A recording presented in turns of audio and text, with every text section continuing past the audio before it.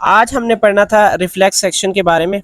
ठीक है, वैसे तो मैं अगर अपनी बात करूँ तो बेटा इस टॉपिक को जो है ना स्पाइनल कॉर्ड के साथ आना चाहिए था, क्योंकि रिफ्लेक्स सेक्शन बेटा ये जो है ना इनवॉलेंट्री होते हैं।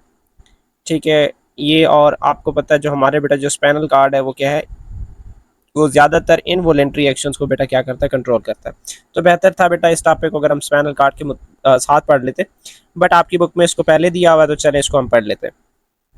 रिफ्लेक्स एक्शंस बेटा क्या होती हैं, ऐसे एक्शंस जो वेरी क्विक होती हैं, यानी इमीडिएट होते हैं बेटा, ऑटोमेटिक होते हैं एंड इनवॉलेंट्री, मतलब बेटा कॉन्शियसलेस होते हैं बेटा, कॉन्शियस लेस बेटा, जिसमें ऐसे समझ लें बेटा हमारा कोई होश व आवास नहीं होता, फौरन जो है ना रिप्लाई शो हो जाता है, रिप्लाई करने के बाद जो है ना फिर बाद में पता चलता है अच्छा ये भी हुआ है। ठीक है, तो ऐसे जो एक्शंस है बेटा उनको रिफ्लेक्स एक्शन का नाम दिया जाता है। ठीक है, अब कोई बेटा स्टिमुलस होता है, चाहे वो एक्सटर्नल हो या इंटरनल हो, वो ऐसे रिस्पॉन्स को क्या करता है बेटा, ट्रिगर करता है। Triggered by changes in internal और एक्सटर्नल इन्वायरमेंट बेटा। अब पर्पस क्या है बेटा इसका, कि टू प्रोटेक्ट फ्रॉम हार्म। ठीक है, किसी हार्म वगैरह से, चोट वगैरह से बचने के लिए बेटा जो हमारी बॉडी है कभी कभी क्विक रिएक्शन लेती है, तो ये इनवॉलेंट्री होते हैं। और इसका पर्पस क्या होता है बच्चे, कि हमारी हमारी बॉडी को बेटा हार्म से बचाना। फर्दर बेटा रिफ्लेक्स आर्क है, रिफ्लेक्स एक्शन बेटा जिस पाथ से गुजरता है, पाथवे ऑफ रिफ्लेक्स एक्शन कह लें बेटा, pathway taken by nerve impulse during a reflex action बेटा, इस चीज को नाम दिया जाता है रिफ्लेक्स आर्क।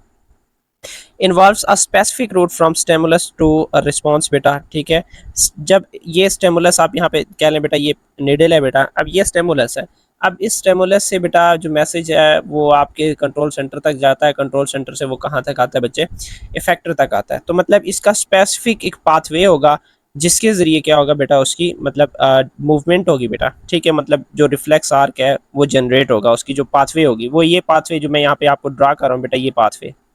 ठीक है, अच्छा अब बेटा यहाँ पे आप बात कर लें कि जो है ना ये स्टिमुलस आपको शो हो रहा है कि ये क्या है बेटा, पिंचिंग है। ठीक है, जो निडल है।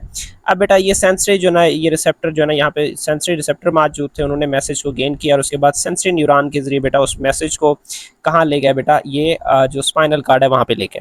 अब लास्ट टाइम आपको याद हो हमने पढ़ा था कि जो सेंसरी न्यूरॉन है बेटा, ठीक है, सेंसरी बेटा न्यूरॉन, उसके जो सेल बॉडी है वो कहाँ मौजूद होता है बच्चे, हमने पढ़ा था इस स्पाइनल गैंग्लिया में, डॉर्सल रूट गैंग्लिया में बेटा मौजूद होता है। अच्छा, उसके बाद इंटर न्यूरॉन बेटा ऑफ कोर्स वही प्रोसेसिंग बेटा इसके सेंटर थे, उन्होंने उस चीज़ को, मैसेज को डिटेक्ट किया, डिटेक्ट करने के बाद फिर इफरेंट यानी जो मोटर न्यूरॉन है बेटा, उनके ज़रिए बेटा उन्होंने क्या किया, जो रिस्पॉन्स है वो जनरेट करवाया बच्चे। अब ये यहाँ से ये देखें बेटा, ये मोटा न्यूरॉन है, ये मैसेज कहाँ तक पहुँच गया बेटा, मसल्स तक। अब चूंकि पिंचिंग हो रही है तो कोई ऐसे बाज़ निडल हमारे हाथ पे या बॉडी पे बेटा मारता है तो हम फ़ौरन शॉक हो जाते हैं, हट जाते हैं पीछे।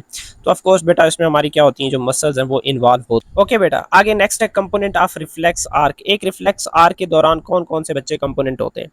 अब फर्स्ट क्या है बेटा, रिसेप्टर है। रिसेप्टर वो ऑर्गन है जो क्या करेगा, स्टिमुलाई को डिटेक्ट करेगा, जैसे हीट है, पेन है, etcetera.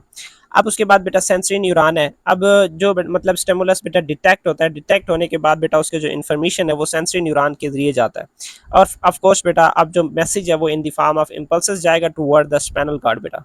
Spinal cord of course बेटा इनका ऐसे एक्शंस का बेटा रिस्पॉन्ड करता है।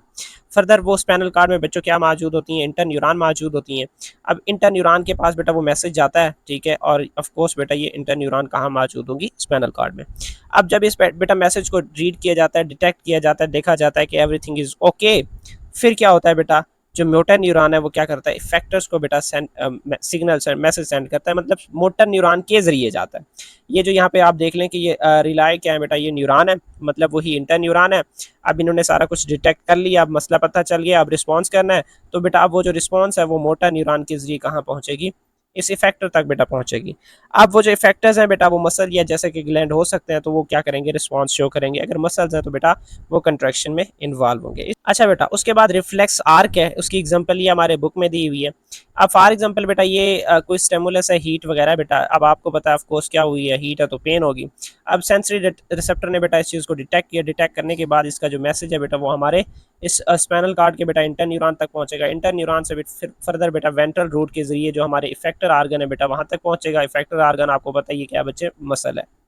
ठीक है, अब उसके बाद फिर फर्दर क्या होगा, चूंकि इफेक्टर आर्गन मसल है तो वो क्या होगा, कंट्रैक्ट होगा। जैसे बेटा हमारे हैंड कंट्रैक्ट होंगे तो वो उस जो हीट आर्गन है या जो भी है बेटा उससे अपवर्ड ऊपर उठ जाएगा। तो receptor in the skin detect heat, sensory neuron message को स्पाइनल कार्ड तक पहुंचाएगा थ्रू डॉर्सल रूट के जरिए। अब inter neuron processes the signal in the spinal cord. अब स्पाइनल कार्ड में जो मौजूद इंटर न्यूरॉन है वो आने वाले बच्चा सिग्नल को क्या करेंगे, डिटेक्ट करेंगे। उसके बाद motor neuron activates the effector muscles. अब मोटर न्यूरॉन बेटा वो जो इफेक्टर मसल्स हैं उनको डिटेक्ट करेंगे। अब डिटेक्ट करने के बाद जो आप अपने हैंड को बेटा क्या कर लेते हैं, विदड्रॉ कर लेते हैं रिपीटली, ठीक है। एंड प्रोटेक्टिव एक्शन होता है ऑफ कोर्स बेटा, लास्ट टाइम भी लास्ट वाले स्लाइड में हमने पढ़ा था कि इस पूरे एक्शन का मतलब क्या होता है कि आपको किसी हार्मफुल एक्टिविटी से बचाना।